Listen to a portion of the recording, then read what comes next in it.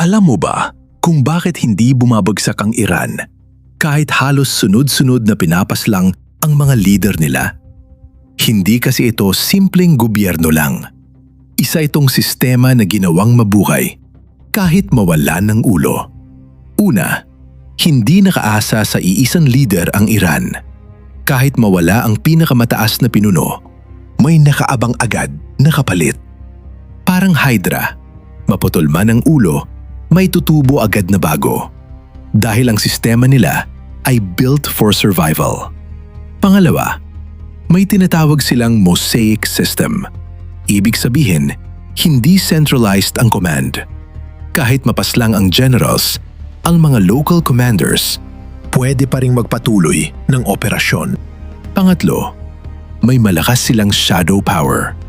Revolutionary Guard, IRGC, mga milisya sa loob ng bansa. Sila ang tunay na nagpapatakbo at nagbabantay laban sa rebellion.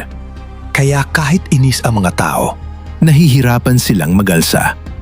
Pang-apat, sa halip na humina, lalo pang tumitibay ang suporta kapag may external na kalaban.